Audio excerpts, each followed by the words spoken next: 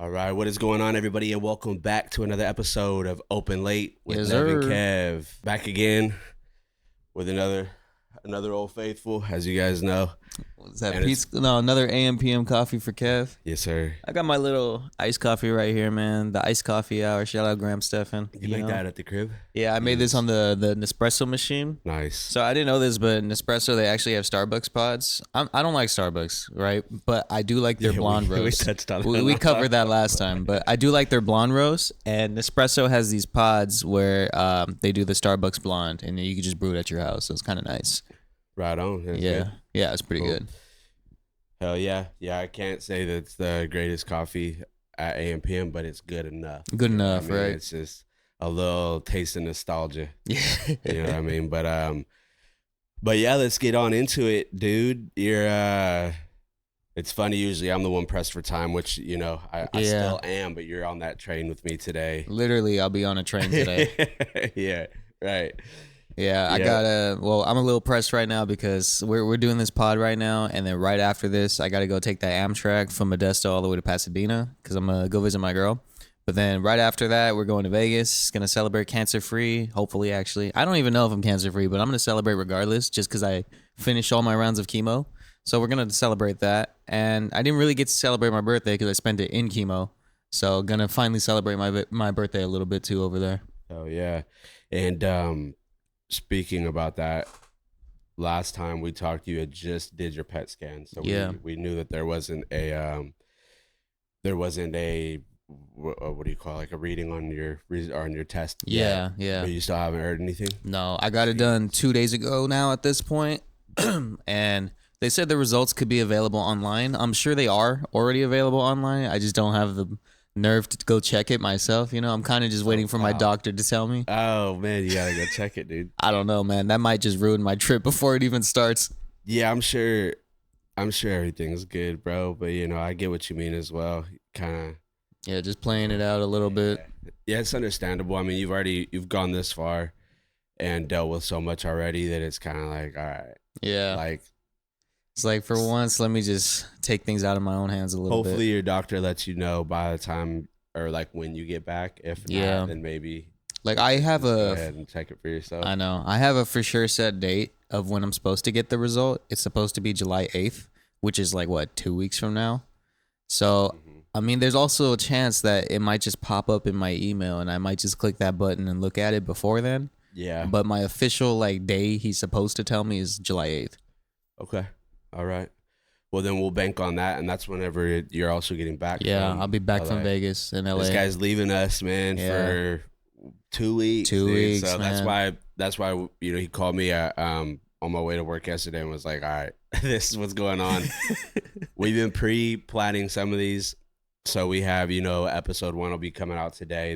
We're recording episode 3 to give us a little bit of a buffer, and to make sure we're able to consistently bring these to you guys.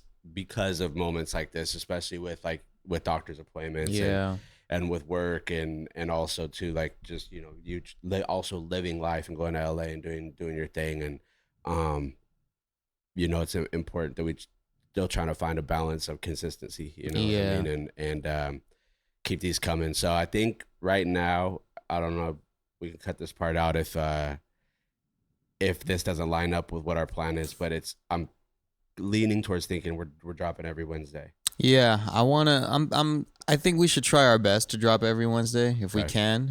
Granted, of course, life might get in the way a little bit, but if we're able to drop every Wednesday, I think that'd be a cool system. Yep. Because it doesn't take long to record these. It's only about like an hour of our time actually, like in real life. And then the rest of the work is just kind of on the back end, Yeah, so absolutely. The back end is what takes longer, in my opinion. Yeah. Yeah, no, definitely like the editing and it's not so much editing because like majority of the stuff that lands in these pods, like this is episode 3, I've yet to cut anything out. Yeah. Aside from trimming the intro and the outro as we're walking on and off of the screen. Yeah.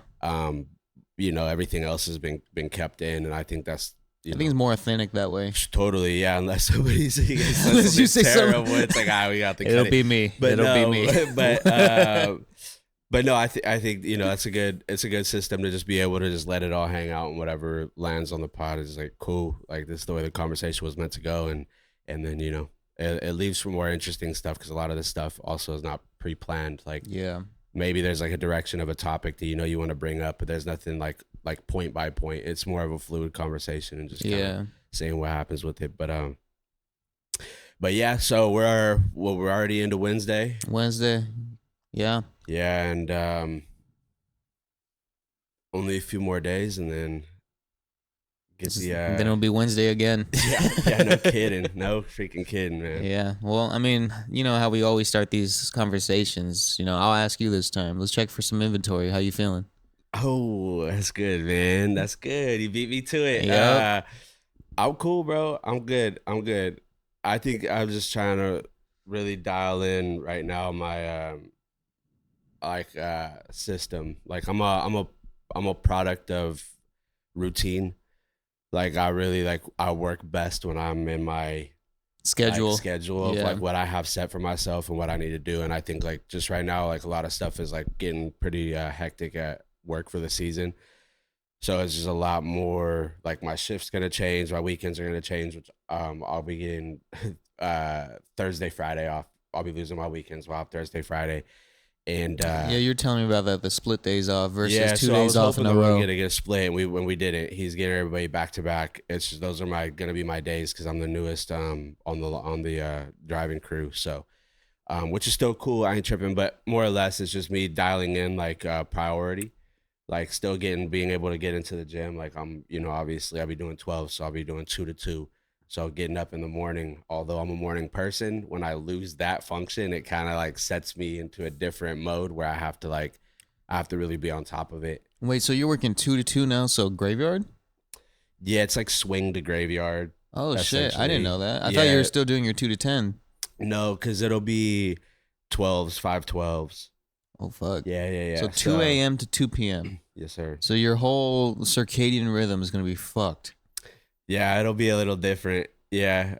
Which that's what I'm saying. Like, because I'm aware of that's where it's headed, I have to like be Adjust. more on top of adjusting and what to expect now. Just because I know how I am. Like I know I'm like when I don't have my routine, then what feels like it's the domino effect, like one thing falls after the other and then you start falling short where it's like, man, I haven't been going to the gym. Like, oh, I haven't been like packing my lunch before work. I haven't been getting in my protein and calories. Yeah. And I'm very militant with myself on those things or and then from there then it becomes like I think it falls more into like then your personal stuff, like you're not taking care and keeping your home in order and you're not making time for the pod because you're tired and it's like Yeah. and I hold myself to too high of an account for what needs to be done to like let it happen. So that's my inventory. Other than that, I'm feeling cool. I Good. feel you. I'm solid, man. Yeah, I think it's like, even with work and with schedules and life and adulting just in general, like you still got to make the time to do the things that you care about, you know what I'm saying? And Oh, I yeah. feel like that's where the fulfillment comes. We talked about it before. It's like a lot of people tie their jobs to their identity, but like Yeah. what do you do outside of that, Like for you, I know like I've been on this journey with you too, man, in terms of music and everything that's been going on over there. Like how do you think that your work-life balance has been impacting your love for music and wanting to be an artist? That's well, I don't I don't necessarily think that I don't think that it's a work-life balance that has altered my feelings towards music. I think it's like it's not me, it's you kind of thing. Like Because you hate the industry. it's the music that turned me off to the music. It's like I think it was the way people move in the music that turned you off to the music. yeah, well, we've had little conversations about this and I think like to a degree of my work ethic when I'm like fully into something, it's like I'm like 110 120% and I get obsessive and that's how I was with music for 10 plus years. And obviously the goal for all of us was like, let's get to LA, let's make some things happen. And then we all ended up there and fortunately and grace be to God that we all met each other and we were able to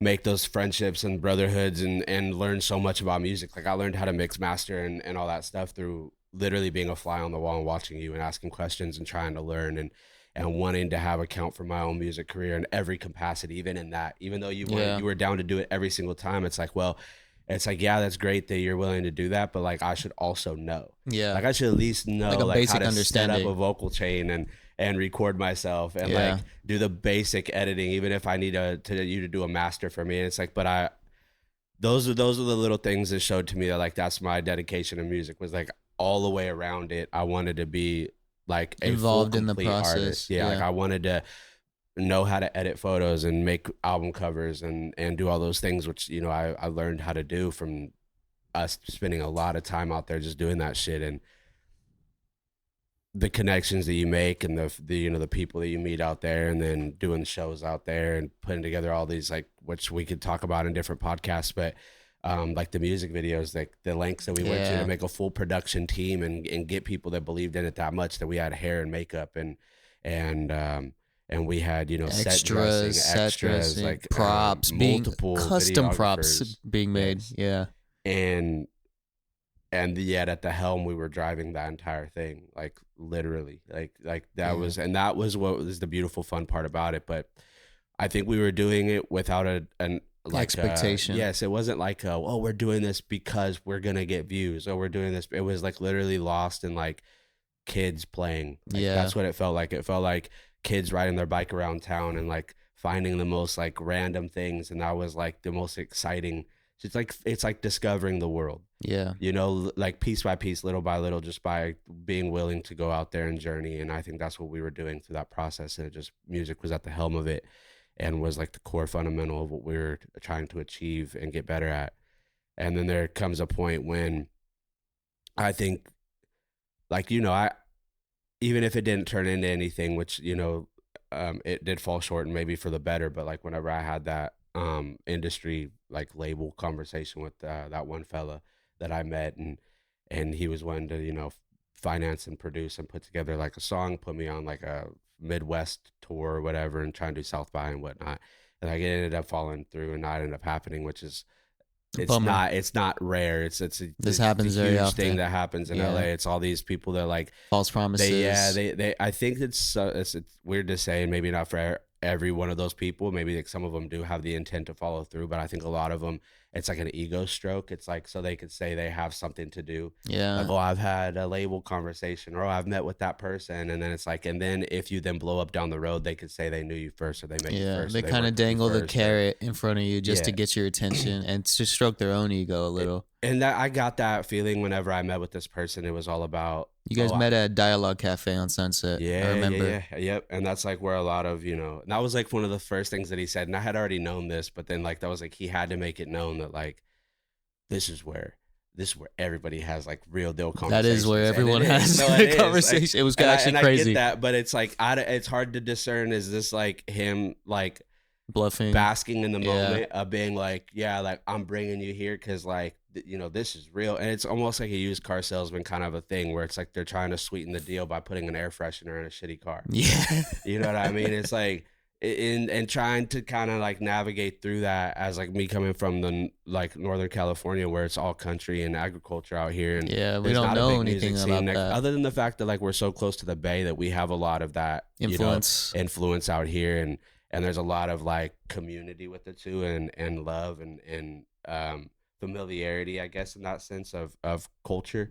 But Northern California has its own music scene and culture is non-existent. So we were kind of like pioneering that independently within our own journeys, not like it's just like what happens with anybody that starts from somewhere, tries to like build and create something, and then you're like, oh, like we're on to something.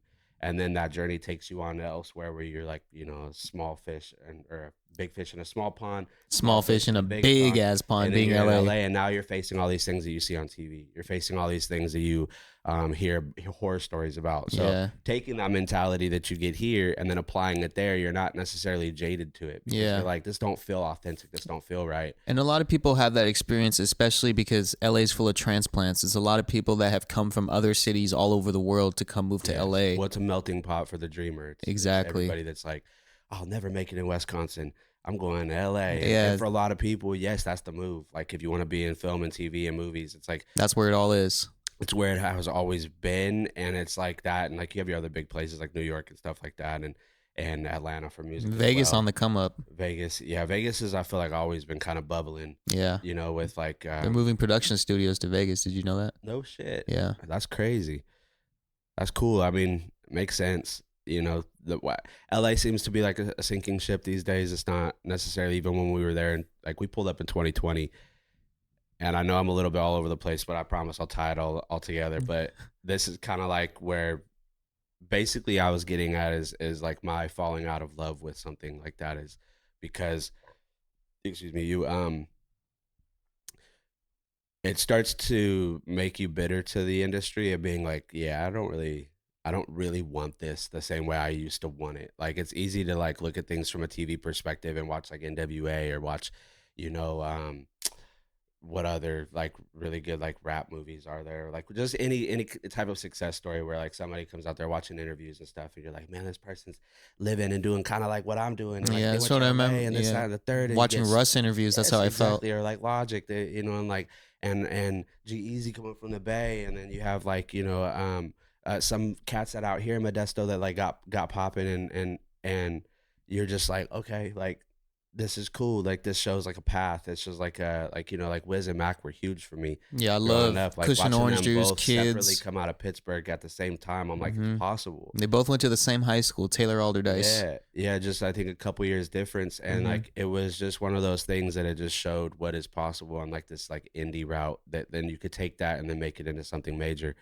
And when you looked at the way that they did it, you're like, oh, this is beautiful. Like it's all the glam and the fun, like watching the tour podcast or the tour vlogs and shit that they Yeah, did, and the you're day like, to day. yes, and you're like, damn, that's cool. Like being with your buddies, you're young as fuck, you're on a bus, you're just doing your thing, you're partying, you're Drinking doing Bombay music. Sapphire. Yeah. And that kind of becomes a thing that's depicted in your brain as being reality, and then you get closer to it and you're like, that era came and went very quick, and then it became a new era that was deeply ingrained in whoring yourself out to TikTok and to social media platforms, and that made it even worse because you just start to feel like a panhandler. Like you could have the best product, but because the noise is so loud, it's hard for people to hear you and to differentiate you and your product from everybody else. Hmm. So then it becomes like who can yell the loudest. And TikTok's overly saturated. There's so many artists on there that should not be on there, I feel like. But who am I to shit on anyone else's dream, you know? Right. Yeah, and that's like the beautiful thing is like it's giving people an area to express themselves, and like who knows, like a lot of people go on there and they're bad at first and they develop, and next thing you know, a year later they've kept at it and they start getting good, and you're like, "Oh shit." Like that's awesome. That's a great way to find success or find your own group of people. It's like a panel, it's like a focal group or whatever it is where you're just like product testing. You're like, well, this song did well. Okay, cool. I'll make more songs like this, or like this sound did well. Okay, I'll make more sounds like this or this vibe, or and but you're gonna go through a huge period of time where like Yeah. nobody's listening, nobody's viewing, and that's fine. Like we've been doing that Forever. in the literal sense, but before there was social media behind it or that way of doing it. But when you already exhaust yourself in that regard of like the physicality side of it, and then you have to then emotionally drain yourself by being like, oh, I gotta post today, I gotta post today, I gotta go film. It's like that's not what the fuck I am, dog. Like I make music, I create things. It's like I'm not a robot that says like, oh, I gotta set my phone up and I gotta do this trending sound and I have to, you know, pick the perfect part of my song and I have to do that 1,000 times, and now I fucking hate my song. And then I have to go and make another song, or I have to grab 3 more that I've been archiving and can't put them out because I have to run them up. And I told you this forever, and it's funny that Russ just came out in a podcast and said the exact same thing. And once I say it, you'll be like, "Did you where you've been saying that from years now?" Literally, I told you that I think that there's something in like the divine like moment that you when you've created something and given something life and birthed it into this world by a song that you're so ambitious and about, and you like love it, and it's radiating from you.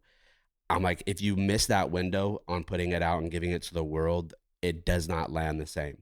It doesn't. Because then it feels It forced. feels forced. It feels like you let this beautiful hot meal get room temp and now it don't taste the same. Mm. And then if you heat it up, you ruin it.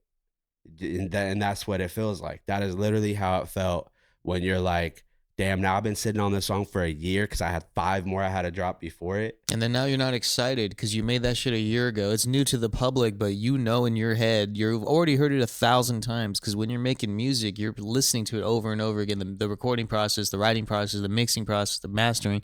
Like you get so burnt out of your own song, and then now you got to go make 1,000 videos to promote the song. Yeah. You know? Yeah.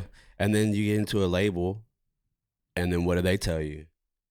We need you to ramp up that TikTok. We need you to go harder on IG. Like we need you to whore out these videos and just we need 3 a day, 2 a day. We need you to just block out a week of your day and just make a bunch of fucking videos. And it's like, it's soul sucking, dog. Like it doesn't feel like it's because it's so monopolized and it's so, you're just a workhorse, and it's been that way from the beginning. You know what I mean? Like people that like went into the music industry and they're like, yeah, I signed a deal, I got a bunch of money up front, and now I'm been doing this deal for 10 years and I haven't seen shit. I barely get any royalties. I barely get any whatever the fuck and then but they're like, but we need you to cut that second album. Yeah. And then you cut that second album, and if that first one, or if like they do the testing off the first couple songs off that album don't do well, they shelf you. And now you're pigeonholed into a deal because they won't release the album, and now you're locked into that contract, and so they could still make money off of everything that you do that they're entitled to. Merch, shows, tours. The 360 deals. Yeah, like all these artists that are like been popping and made incredible songs are now 10, 15 years later going on tour doing those songs because nobody wants to hear their new shit. Because either it's not good, they didn't develop with the music because they were stagnant and held. Yeah. And they were like, nah, just keep hammering at those. Those are the ones that we got on the radio. That's what we got on the fucking charts. I think artists very much live in an era of time. You have artists that have maybe a 1 to 3 year window nowadays. Like Jack Harlow was popping from 2019. Dude, I could get into that. Sorry. Just to go ahead. Bookmark that. That is one of the more tragic stories of the past maybe 10 years, 5 years. Keep going. We'll circle back to that. For the record, I love Jack Harlow, incredible artist. You know, I really loved his music, you know, all the way from Sundown to like the early stuff. Now, I still think his music is good. I just think it's not. You're a liar. No, for real. Don't lie to the people like that. No, deadass. I still fuck with his music. I don't believe Have you listened to Denver or River Road? Like, those are good songs. Off his album? I don't know which album they're on. River Road's a little older, I know that, but Denver is more recent. But I think like you have like that 1 to 3 year window as an artist emerging in today's market, right? It's like what's popping. I think that was 2019 or something like that. I don't remember. Or no, maybe it's 2020, something like that. So in that 1 to 3 years, he had What's Poppin', he had Industry Baby, he had First Class, he had like all these bangers, all these number ones. Tyler Hero, exactly. So like that was like 1 to 3 years. But then after that, once that to me is when the avalanche started. What at the end, like Tyler Hero? No, the beginning. What's poppin'? What's poppin'? Yeah, and then First Class was when you're too buried to get out. Yeah. Well, I mean, like once you become like that pop rapper, you know what I'm saying? It's like if you don't live up to that standard with every single release, people will kind of put you to the side right away. You know, like a lot of these people that are fans of Jack Harlow, they know who he is, they know his name and his likeness, but they don't know his deep catalog. They just know like those songs, right? If you ask your average listener, people that are not music heads like us, they'll just be able to list those songs. If you ask them, give me 5 Jack Harlow songs, they could probably come up with 3, and it's just the 3 that we mentioned, right? They don't know the deep album cuts that truly define who an artist is. Those are songs that are for hardcore fan bases and for artists themselves, you know? And like even when we're making music, like we kind of already know like what are our album cuts and what are like the more popular songs. In your case, like an album cut is like Twig, right? Where you're like talking about your journey, talking about your story, like everything. Like that's a song that's meaningful to you, right? But then to the general audience, they'll know you for Memories. You know, more of a summer song, like a hit kind of esque. That's my biggest most streamed song as well. That makes sense. So that's kind of like apply that concept to these bigger artists. You know, it's like What's Poppin', Jack Harlow will forever be labeled as What's Poppin'. You know, nobody will ever think of Jack Harlow and not think of What's Poppin'. Not Sylvia, not Cody Banks. Exactly. And those are bangers. Those are bangers. But people don't appreciate that, right? The average listener, when you become that pop status, they really just know you for those main songs. They don't really know your entire back catalog. And then whenever you have a release that comes out and you miss that window and you don't have a hit song on that release, people forget about you. Look at Chance the Rapper. That fall off needs to be studied, man. When he dropped that album about The Big Day, I think it was called. It was a whole album about how much he loves his wife. The whole music industry shit on him forever after that. He could not recover. And I think after that, he was like, he ended up cheating on his wife or something like that. Well, yeah, I mean, ain't that the conundrum, right? Yeah. I mean, he also fell, like, wasn't he like becoming a Christian rapper? Something like that, right? So like when you go total left field like that, how do you expect? Nothing wrong with being a Christian rapper. Nothing wrong. Just saying, like, if you're a man that made an album about your wife, then cheated on your wife, and you're also a Christian rapper, like that's just. There's a lot going on. You can't make that shit up, dog. Yeah, but I mean, I just think that's what music is. You know, like same, like you gotta really capitalize in that time period where you feel like you got it. You know, like you got to run off that energy. But for artists on the come up, I was going to touch on this a little bit too. I feel like the come up experience has changed a lot since the blog era, since the 2010s, since SoundCloud. You know, back then social media existed, but it was not as prevalent and dominating as it is today. Now today, if you're a brand new artist trying to break it into the world of music, I think the number one thing you have to be okay with mentally is growing publicly. So literally posting all your air balls whenever you're making music. And like this goes back into posting 1,000 times, right? You got to whore yourself out, yes, but in a different way, I think. If you're always in people's face, like, oh, look at me, look at my brand new song, nobody gives a shit because nobody knows who you are, right? But there's ways you can get people. Sometimes even if they do know who you are, they don't give a shit. They're like, bro, stop. I get it. Yeah. I fucking get it. But like even then, it's like there's a way to do that where you're still posting consistently, but you're not being annoying about it. I think the best way to do it is kind of like be the third wall or the fourth wall, right? Whenever you're making your videos, like instead of just you lip syncing every new song that you did, like show us what it looks like in the studio. Show us the excitement you felt when you first recorded the song with your homies. Yeah. The only reason $1 Million Baby blew up as big as it did by Tommy Richmond is because of TikTok. Because the first video he ever put out showcasing $1 Million Baby was just how excited him and his homies were in the studio the day that they recorded it. It made you feel like you were getting like the inside look, exclusive, like the making of. It was like it really felt it felt intimate. Exactly. Like I'm watching these. It also maybe it's just like a different. I won't say bias because it was like it made me feel like I'm watching what me and my homies were doing. Exactly. Like when we were doing Memories or when we were doing what is it? No Service in the Hills. No Service in the Hills, and it's like those exciting moments. You're just like jumping around. You're like, ooh. Like, bro, but see, that's how you promote your song without being like a whore about it. No, I agree. I think that's a really great way of looking at it. I think that is a better way. You know, I will say that maybe there was like a little bit of an indoctrination to how we were doing things based off of how everybody was like, this is how you have to do it. Yeah. Like in order to get your song to go popping, it's like we need you to be on trending stuff. We need you to be doing certain things. We need you to be just doing the same clip of your video 5 different times from different angles. Okay, go do it over there. But see, that's how people will start hating you because you're overplaying yourself. Well, yeah, and it also seems very, very, very, and I told you this even when we were doing it, I was like, and we didn't do it for long because I gave up on that. So I was like, fuck this. But when we were doing it, I would always bitch and complain that I'm like, the only process about that I liked was the editing process that I could just do on my phone because again, that was me going back to creating. I was like making it as cool as I could for how shitty it was to do it. But I was like, it always felt like unauthentic. I'm like, this is not what I would do. But it's like, you can't also, in a sense, like, it's like a reality check that you can't have your cake and eat it too. It's not all about how this is not what I would do. So sometimes you're like, fuck, like I wouldn't go and make all these videos. But then like if you're not willing to do it, there's somebody that's not as good as you that is willing to do it, and they're going to get the opportunity. Exactly. And you're like, and also it's like, even if it's something that you wouldn't do it in a way that you would do. Like, you like barbecuing. Why not do like a video of you barbecuing, listening to your own song, right? Like those are ways to promote your music without being in your face. Hey, look at me, I'm a fucking rapper. Blah blah blah blah. Like spiritual, miracle, lyrical. Like no, like people that I be scrolling. You have to think you have half a second. Literally, people be doom scrolling. I be scrolling. People got half a second. How do you capture somebody's attention, right? If you're just like, if your whole TikTok is just you lip syncing your song Nobody gives a fuck, bro. They're gonna look for like half a second. If they don't like how your face looks, then they're gonna keep going, right? Yeah. But you have like maybe a 1 to 2 second window. If you're slightly attractive, they'll stay like for those 2 seconds. You know what I'm saying?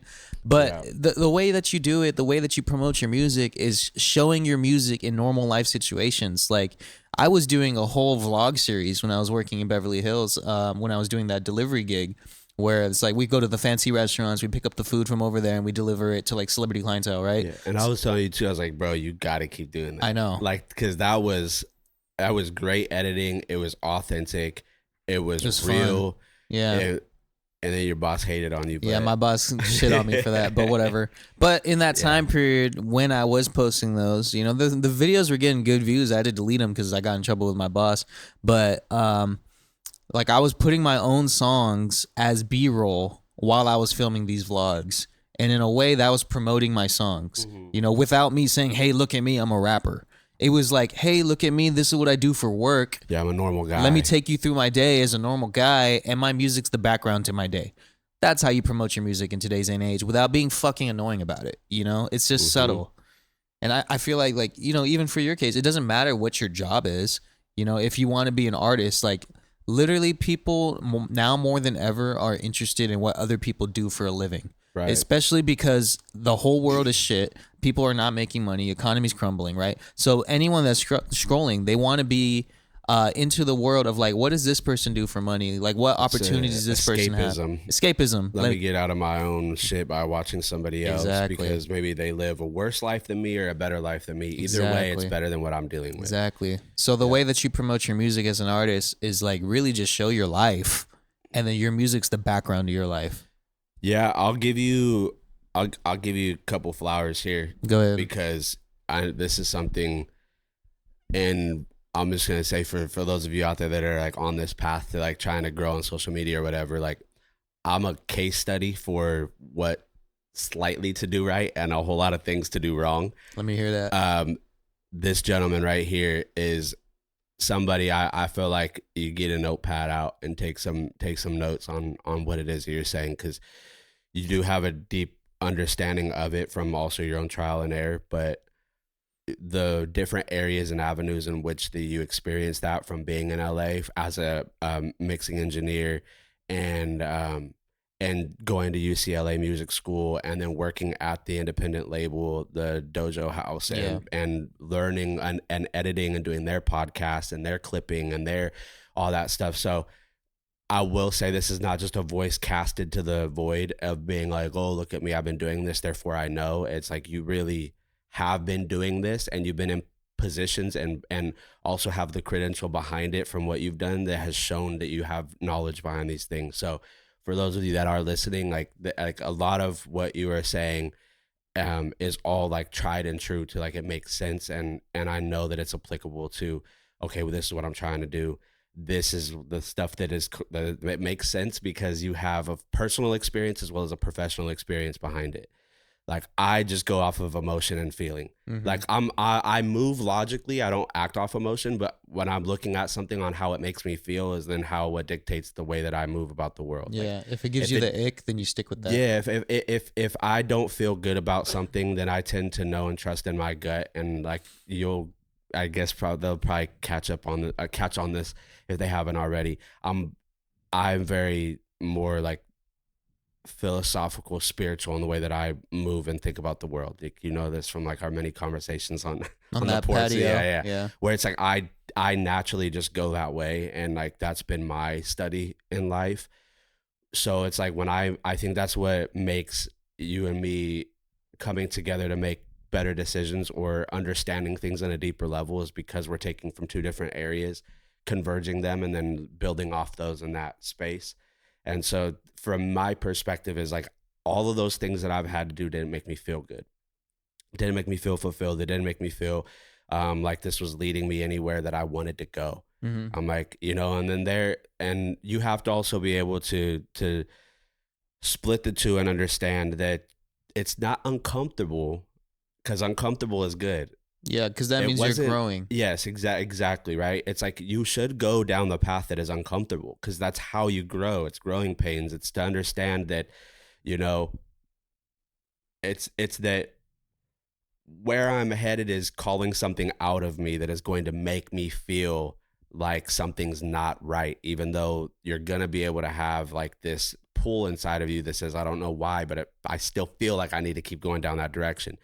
But then there is this, like, spiritually, it makes me feel gross.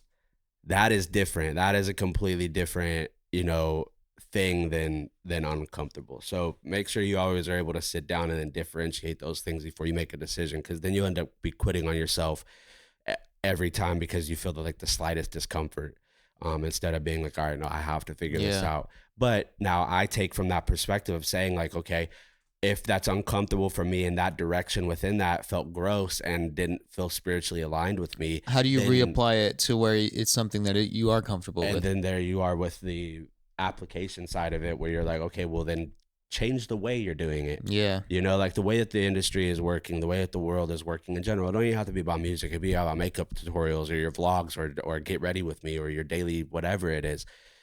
It is that the more that you're able to authentically show your life, show the misses, the missed shots, it's the attempt, it's the every video they get to see that you're tucking your elbow a little more and now those shots are going in. And naturally you just get better. Exactly. And then people could be like, man, I watched them when they didn't know what the hell was going on. They have no lighting, no nothing, da da da.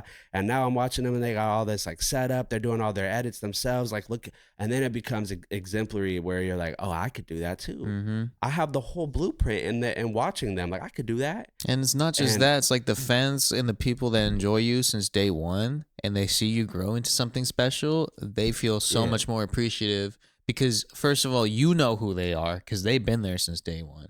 So you already have that rapport with them.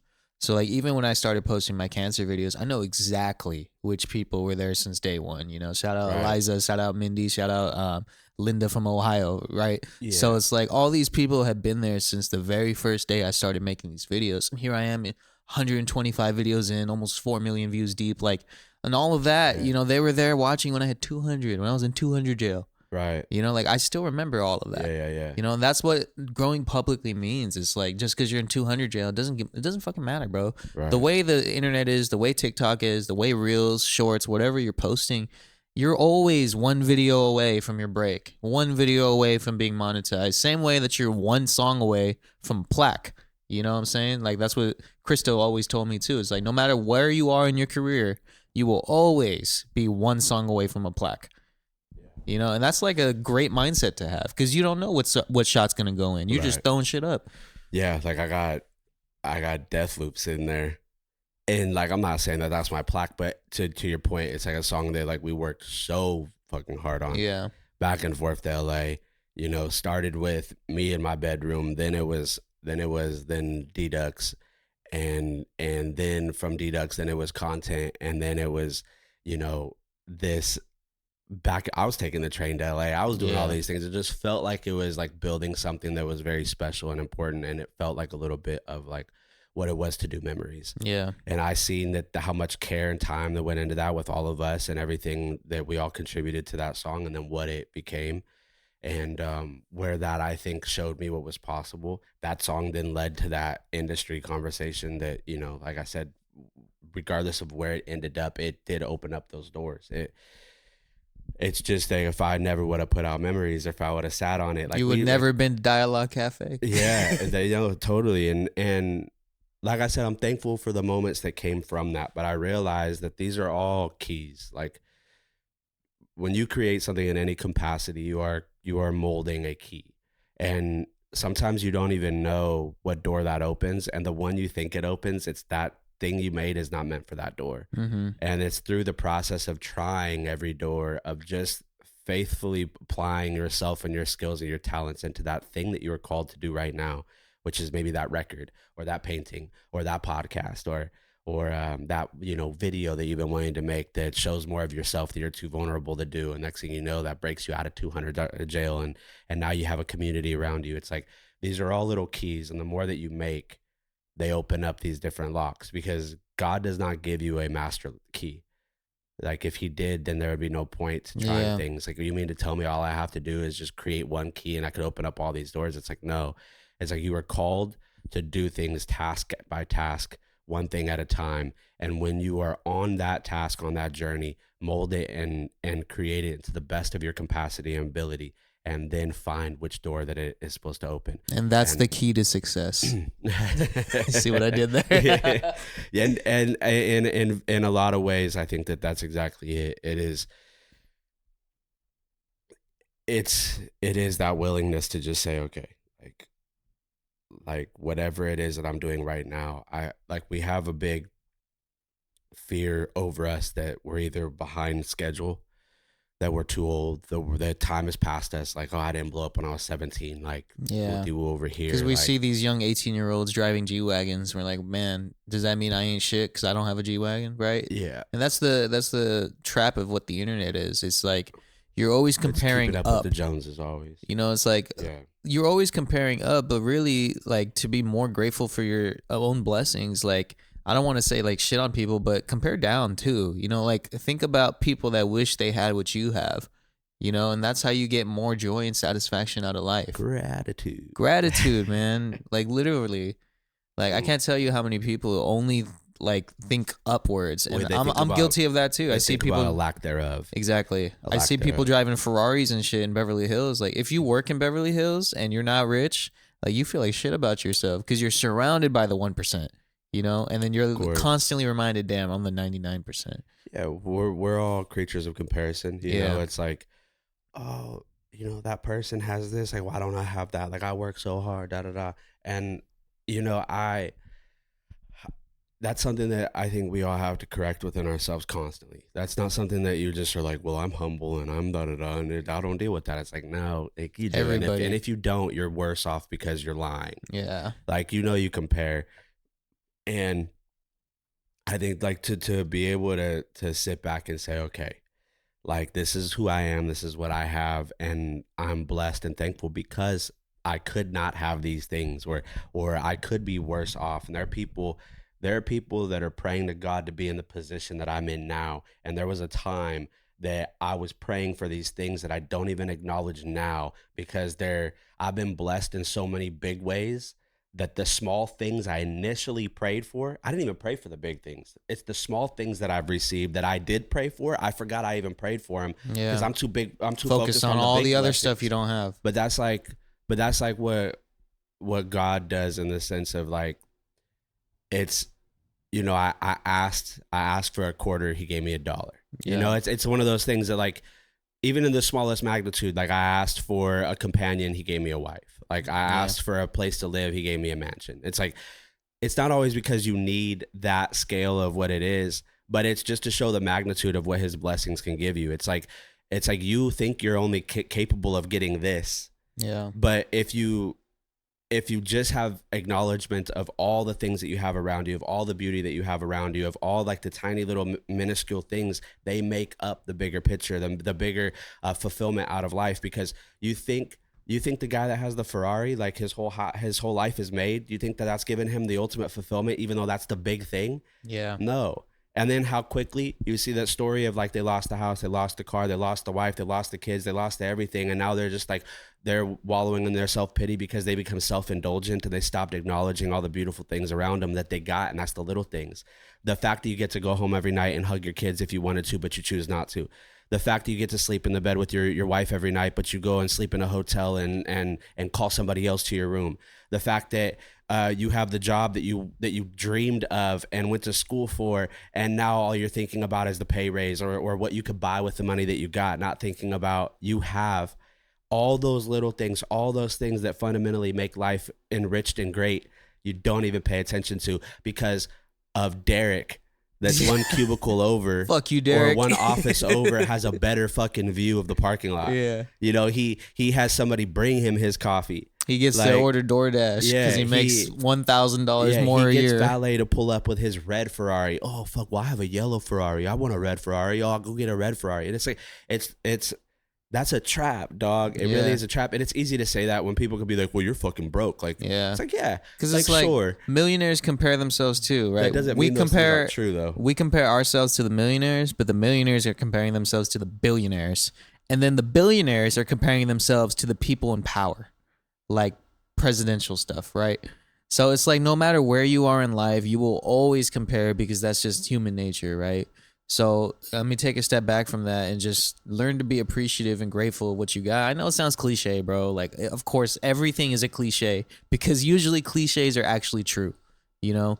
So it's just like, instead of comparing up all the time, just compare down too, you know? Like, think about your surroundings, think about where you're at in life, and really just like be more appreciative, I feel like. Because it could be way worse, bro. You could have cancer, you know? Hey, dog. Y'all heard it, man. You heard it Y'all first. fucking heard it. That's no,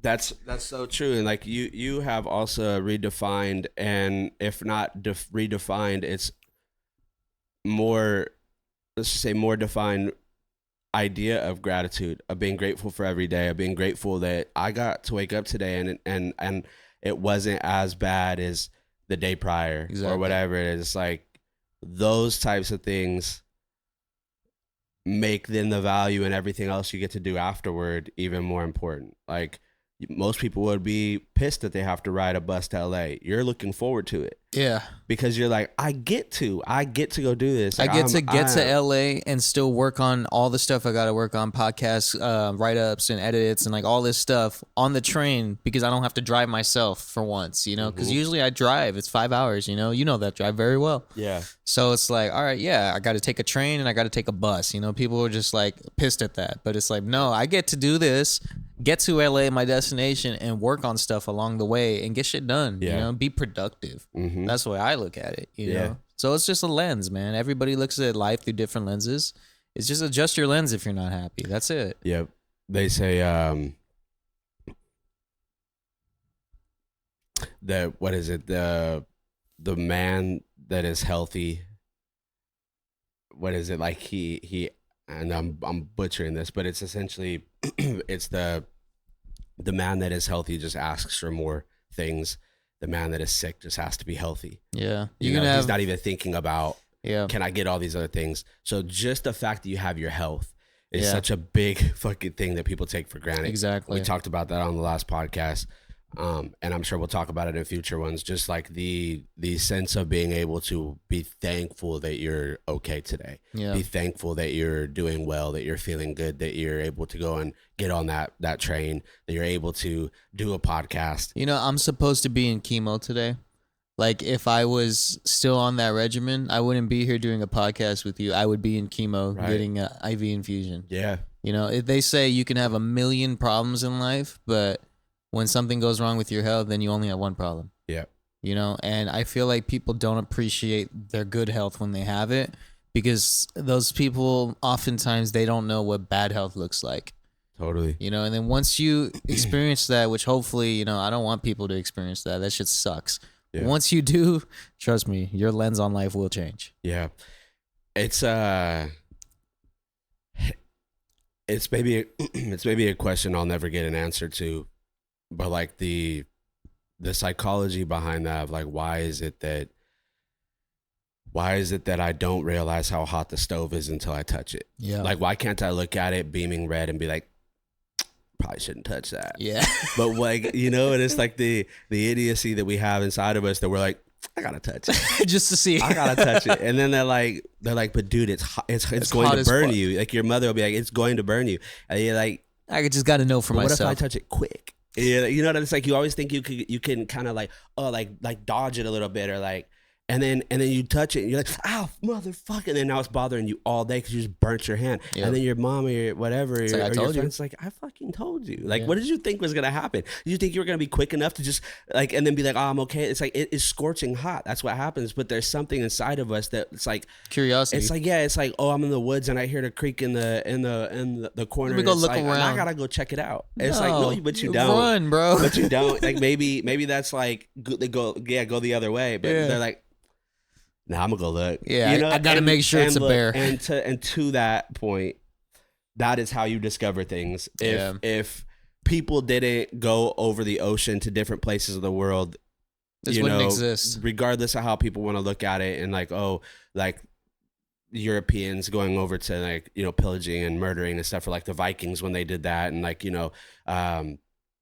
It's always been the threat of the world. So I'm not trying to get into like the right or wrong of it. I'm just saying that the chances that people took to say, hey, there's a big ass blanket of ocean of water that's endless. I can't see to the end of that. Let's go see what's over there. Like people didn't even know if the world just they're like, I'm gonna get in some water and I just might fall off this bitch. And to you flat earthers out there, you're like, yep, you will, you know, until you hit the fucking ice cap and whatever. And then you got a 1930s Titanic episode again. And look, I'm not gonna sit here and say if the world is round or flat. I don't know, and I don't give a shit. Like I don't know, dude. And that's like such a funny argument that people make, and they just get so rambunctious about it and irritated. I'm just saying that back then, motherfuckers did not know even more so than we don't know now. Yeah. But at least we have like a map. At least we could go up into space and kind of see maybe if there is a curvature, if there is this or there's that. People literally are just like, I'm just gonna go, and then all of a sudden they find more land, they find more people, they're find, like, oh shit, and then it's like the world becomes the world, and the world becomes connected. Yes. Imagine if there was no explorers, like we wouldn't even know half this shit existed. Yeah. And that literally has, you know how many people probably told them the stove is hot? Yeah. And yet they went and touched it, and that's what it is to like, you know how many people are like, don't go out there in the ocean because those waves are gonna swallow you, and a lot of people did die. A lot of people died, but then a lot of people also made it, and that's what happens. But so there is like something beautiful about this like ignorance, or maybe it's not ignorance, maybe it's just a call to adventure that is worth it more than to just say no, I'm good because I'm cool right here. It's like sometimes there's something called out of you that says like, this may be the most uncomfortable thing you'll ever have to do in your life, but this is the thing that you're supposed to do. And then it has a ramification to impact the world in such a beautiful way, sometimes in a negative way. And then because of that, then the next generation learns. Yeah. And, you know, it feels like right now we're all on like this data testing stage where it's like, how do we react with AI? How do we react with isolation whenever COVID happened? How do we react when, when there's riots? How do we react? And it's like, there's constantly these little fires that are being set everywhere, and it's like, are they going to add to the fire? Are they going to put it out? Yeah, this is what happens when they do this. It just seems like it's like a test subject in a sense, and yet everybody's walking around wondering like, who set the fucking fire to begin with? Like, who did this? Like, is this like preset type of shit to see how we react and to get an understanding of like how to dictate and control the world? Or is this people trying to break out of a system by challenging it to figure out what is it that this is all about? Like, this is not working, therefore we need to change it. Or is it the other side of that, you know? You ever hear well, it's not really a story, but like, have you seen it? Oh, I guess it is a story. Have you seen the dude on TikTok, Instagram, YouTube, wherever, who quit his 9 to 5 to go sail across the world with his cat? Yeah, Phoenix. Yeah. Yeah. I think that's his name. I don't know his name. I think it's just Sailing with Phoenix or whatever. Something like that. Phoenix is his cat. Yeah. So. Yeah, he's a cool dude. Cool dude, right? Incredible story. Cool. But it's just wild because it's like, then you start to think of the logistics of all that, especially in the TikTok comments I was reading. I was like, man, how does he still have service to like post in the middle of the ocean, you know? And totally. And it's crazy because it's like a modern day person like us watching somebody sail across from one country to another in real time. You get to see it all, right? But back then, it was just going in blind, bro. Those explorers, you know what I'm saying? Like, there wasn't no internet making sure you're still okay, somebody checking in on you. Like, they didn't know what was on the other side. Like, it's crazy because like we find that story so compelling of that guy sailing with his cat, but it's like, dude, that's like, people been doing shit like that, and that's crazy because oh yeah, you know, we become so removed from it that when somebody does it, we're like, what? Yeah. But it's like, bro, motherfuckers been doing that. Like, how you think we got here? Exactly. Like, you know what I mean? But it's different because we get to see it. Totally. You know, and that's where the power of the internet is, because people, like, everybody knows the word cancer. How many people knows what that looks like on a day-to-day? Right, right. But nobody has, unless they have a family member, nobody really gets to experience what somebody goes through. So that's what I think the social media and TikTok and everything is evolving towards, is like people showing their day-to-day lives now more than ever. And it's not even like, oh, get ready with me, I'm going to the park, or I'm going with my friends. You know, it's like, what do you do? What do you do for work? What does a day in the life of a truck driver look like? Like, I follow people that work construction, and like, I get to see what they eat for lunch every day, and I'm fucking invested because every day it's something else, you know? Yeah. Usually people in construction, they're all like meatheads, Yeah. like just working out, and they're like, gotta get my protein in. But it's funny, I Exactly. do the same shit just in Yeah. my truck, but it's like, you're like, I gotta get my macros, and then you're But like, see, what is his macros? Like, what is he eating? that's the shit And people are interested in because it's true, man. You get to see how somebody else lives their life day to day and is different than the way you do. totally. So it's like every artist out there that hasn't made it yet, you probably have a day job. Talk about your day job. Show us all your day job. Put your music in the background. That's how you promote, and that's how you Yeah. get people to listen without being an annoying bitch about it, you know? Mhm. Totally. I don't know. I mean, I think for you, man, like you love the creative process. You love making music. You love being in the studio. You love hanging with the homies, creating, everybody feeding off that energy. The Mhm. part you hate is whoring yourself out on TikTok. And that seems to be what the issue is between you putting your music out to the world versus you keeping it to yourself, right? Yeah, I know that, like, it's funny because I romanticize the idea of like the writer that is just the writer, right? Like, I share myself with the world in different ways, but I'm not like there's a lot of stuff that's like personal to me, not in the sense that it needs to be personal, but it's like I don't really want to fucking show people what I'm doing throughout my day. Like, it's not that like I have an issue with that. Like, sometimes I am compelled to, like, when I make a video, but then I'm like, I don't really like want to really do that. But then some people do because they're bored and they're by themselves and they're like, yeah, I just want to make a video. And then maybe once you start doing it, you start actually enjoying it. Yeah. It's just like an uncomfortable thing, and that's like maybe why I should do it. Um, but it's also one of those things that I think I'm just very like particular on how I allow people to have access into my life. And so like the idea of like the writer, it's like I've romanticized that, like the alcohol thing, like, you know, like I've always been a drinker, like not anymore, but you know, those types of things that have led me to like this like isolated perspective of like me just deeply being in my thoughts all the time anyways, that it's like that was a way of quieting my mind and being by myself, and then I go and exclude myself from things and just like fall into those thoughts and write.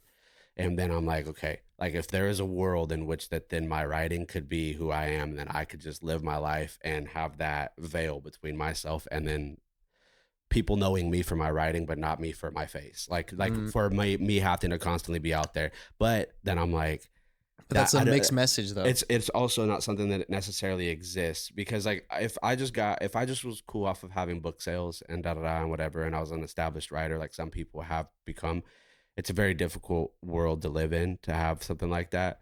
And then it's also counterintuitive probably to like being completely happy and fulfilled, because there is this sense of me of like, wow, I'm doing a podcast with you. It's like we like communicating to people, you know, or talking and just like expressing that side. Yeah, because it's like we're putting this podcast out for the world to see. So in a way, you're already showing yourself to the world. Exactly. So what difference is that if you're showing yourself versus your normal day-to-day life, your music, what you do? You're not wrong. Like, It's you're the same 100% thing. right.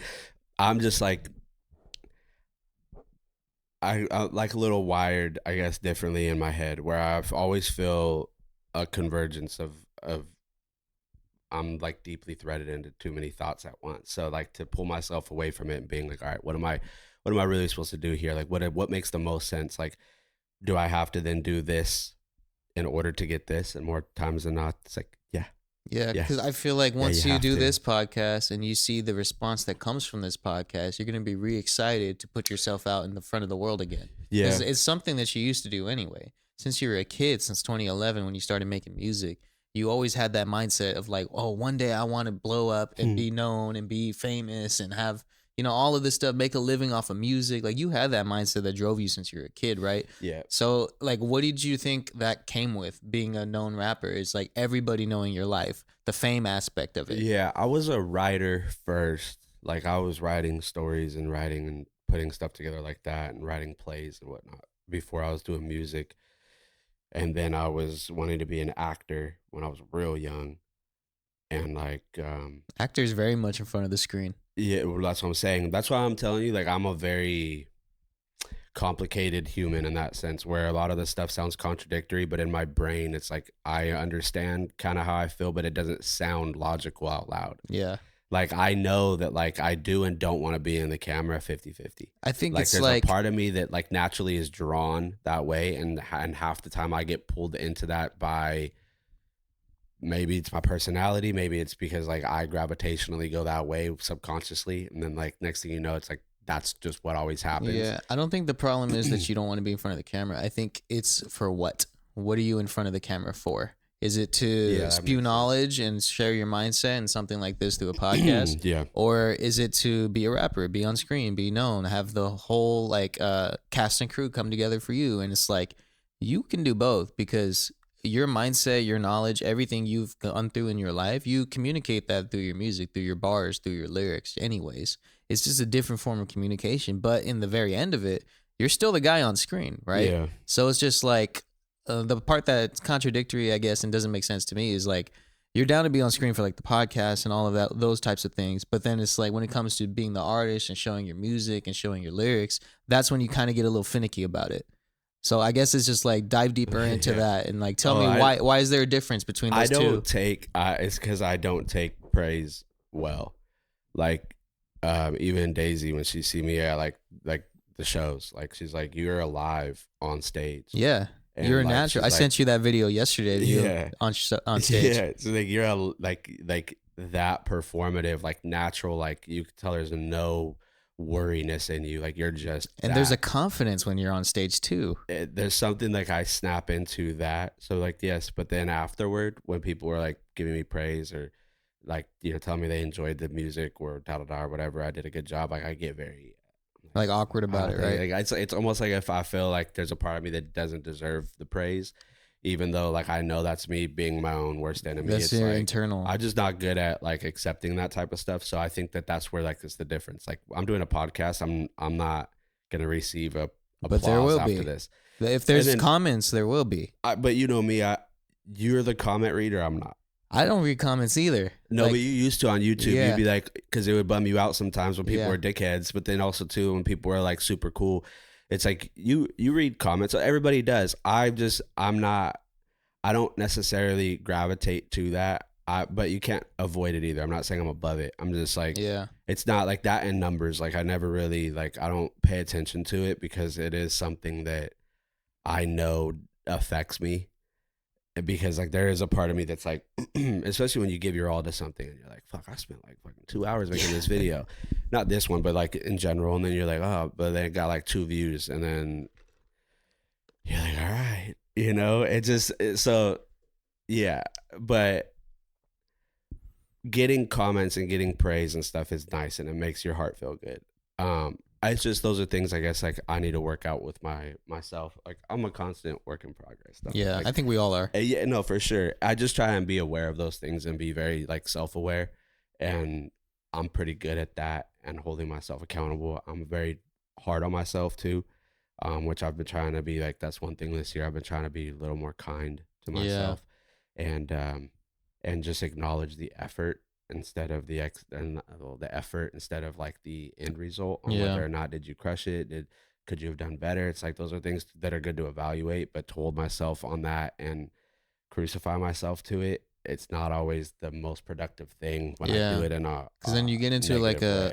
a toxic relationship with yourself. Yeah, and so I just try and give myself a little more grace. Like we're good. Like we're like tighten it up next time. And then I've noticed I've been able to get better at things a little bit in a different way than I did before, because I'm not working out of anger. I'm working out of like, let me uncover the best version of myself through this, or let me see how much I can provide to others through this. Yeah. Instead of working from a place of I gotta be perfect. I gotta be perfect, or I can't show this to the world. And that, then you'll never, no matter what you post from that place, will ever feel good enough.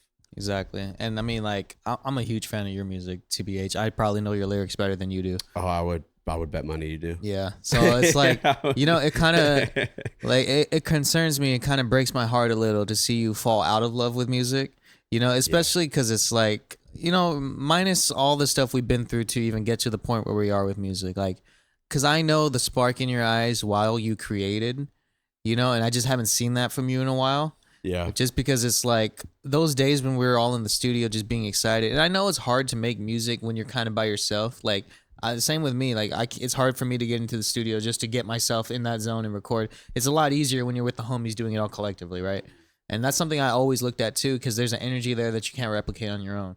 And like all these artists that are making these hit songs in the studios, like they're not really always by themselves just doing this. Like they got a gang of people in that room, you know, with them, like giving them advice. Oh, do it like this, do it like that. You know, like all of those things make the music feel like more of a collaboration rather than just like your own extension of your soul. It's like it's you're sharing your soul with the room full of people that are in there, and then those people kind of dictate the energy you have towards that moving forward. Like how excited we were in that room making memories and recording that at Dedux's apartment at the Vista, and like, you know, doing all of those and then mixing it in LA. Like all of those things are things that we did together, and that's why that song was as incredible as it was. And we had all those people come out for the music video too, and like it was a core memory, like literally. Yeah. So I feel like that might be where you started to fall out of love, is when, you know, like I was in LA, I was kind of stuck there alone, you know, Content was doing his own thing, like Dedux was busy working, and then you were kind of just stuck having to create alone for a bit, right? Like, do you feel like that kind of had an impact on how you feel about music in general? Is like, you know, not the lack of collaboration, but like a lot less collaboration than there used to be? 50-50. So there's a couple things there. One, I'm self-motivated, so I don't have an issue making music alone. Sometimes when I'm writing, like I almost prefer it that way, because I would even do that at the studio. Like I would be making music and writing in the morning before you even awake. Yeah. So there's that. But then there is like the aspect of I love the community. I love like the where we're jumping around and getting stoked about something, or like that sharing the workload and like and each putting in our little spin and our little taste of things. It's like I like that as well. So I think there's a mix there. Like I like both. Like I like sometimes being where I'm like I don't know that I would have been able to do this song the way I did it if I didn't do it alone, because that song called for maybe me to be in a different headspace or different place, versus then like a memories where it's like I wrote it by myself, which most of the songs I wrote by myself came together to record and put together, produce everything that we do then collectively. So I like that balance. More or less for me, it was it was just the way that I think we were putting everything on music. Music started to become like this has to work. Yeah. And that's like the hood famous mentality that I think I carried, was like people would always tell me like that I was good, or that I could make it, or this or that, or like that they loved the songs, or they seen me, you know, coming up from around here. So it's like your local people, like even when I was, which might be a good story time for another podcast, but like about like the nightclub era of my life, and bartending and stuff. And so I'd get people to come to the bar and would, you know me from music and asked to take photos with you. Yeah. And so that also feels super fucking weird for me. And and then that's how then other people around that I worked with found out I did music, was because they're like, well, the fuck, like those people like, you know, talking to you or asking for a photo or whatever. And it's like, okay, that's cool. And it makes me feel really good. But there's like this aspect of when I was going through that period that I'm like, I don't necessarily see myself as the same kind of artist anymore, because it just didn't feel like I was doing it for the right reason. It felt like I was doing it for like something to save me, instead of being like, boy, I think because it was coming down to the wire. It's like the older you get, you're like, all right, I don't have a career. I didn't go to school. I'm looking at the people around me that have a plan B. Like, you went to college. Yeah. 2 different colleges. You know, you graduated from Stan and then went to UCLA Music. I'm like, okay, there's a path for you. Even if you didn't continue with recording music, you could still record other people and make money that way, or into business marketing and management. And then like with Content, it was like, okay, he's producing and killing it and doing well. It just seemed like me looking at like, okay, what have I set up for myself other than this? Because it's not logical for me to bank everything on this when I can't even put all of myself into it anymore, because we're not in LA no more. 2020 is over and people are back to work and we all have a different case of responsibilities. We're not in the studio together as much anymore. So those are things that like you have to give yourself, I think, a logical reality check to being like, okay, now it goes to a period in my life where we have to find balance. And then if in that balance I fall back in love with it as a byproduct of just getting myself in order, then okay, that's great.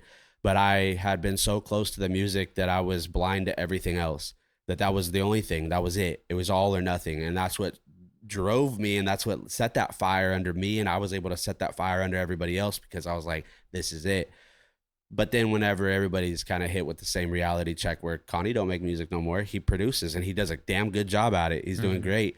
You know, D-Dex can't produce full time anymore. He's also doing his DJing work and he's doing his job. It's the same shit for all of us. So I was like, okay, I gotta remove myself from this for a bit. I gotta figure my life out and then come back to it if that is what I am called to do. Yeah, and it's also like just tired of being broke, you know? That's the thing. It's like, all right, like if you chase things for money, and that was never what music was about for me, was money, but it became convoluted with success, and success being money, and money being a replacement of a career to give you the career you want. And then when music became tainted by this, like I needed to start paying me or else I can't give myself all the way to this anymore, it made me fall out of love with it because it became monetary. Versus just doing it out of the love.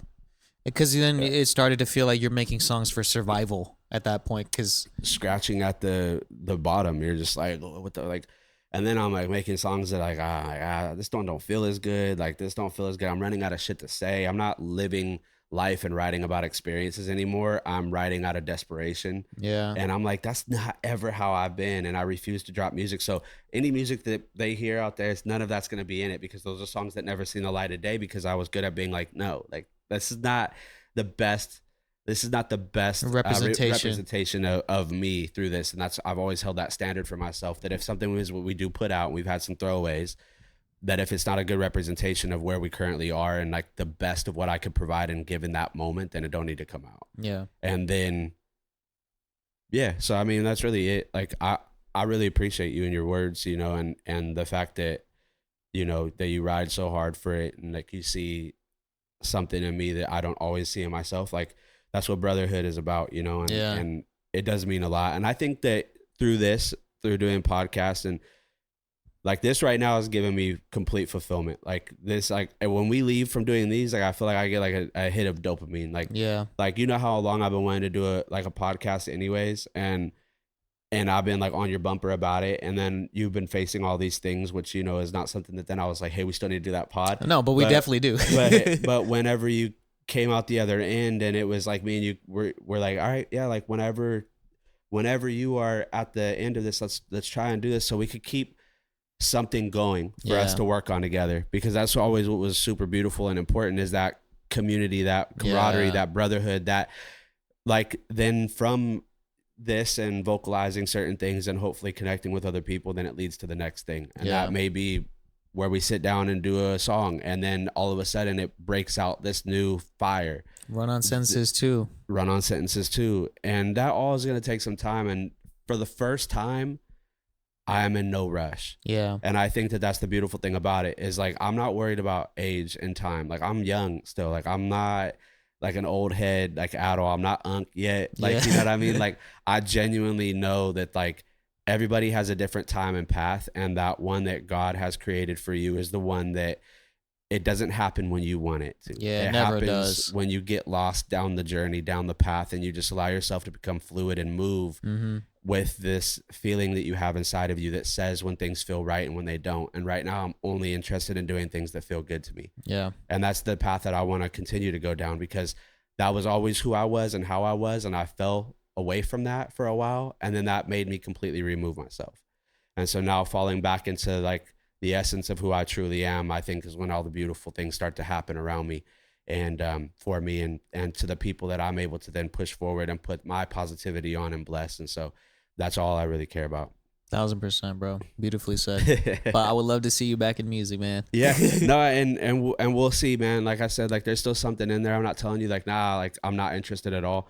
There is something there. I just think like I'm letting that. You got to live life a little bit. Yeah. Like I'm letting that come to me in the way that it's intended instead of me grabbing it out of the box too early and being like, I got to make this work. It's like, no, not yet. Right now, this is what works. Right now, this is what matters and makes the most sense. And just to be able to do this with you is is a huge blessing in itself, and that's what I'm focused on. Namaste, brother. All right, man. Well, yeah, I guess what are we into it now? You don't even got a watch on your wrist. What is time, baby? What you is check time? your wrist like you got a watch on there. What is time? Oh shit, it's 9:53. All right, cool. Yeah, we can call it. Yeah, all right, man. Well, thank you guys for tuning in to another episode of the Open Late Podcast with Nev and Kev. You know, like how I said on the first episode, man, we just get into whatever it is we're going to talk about that day. There's no one topic we discuss. We kind of discuss life in its purest, most genuine form. So with that being said, I appreciate y'all for being here. And appreciate my boy Kev here for being here too. Yes, sir. Yes, sir. Love you, big dog. Yes, sir. Love you too, man.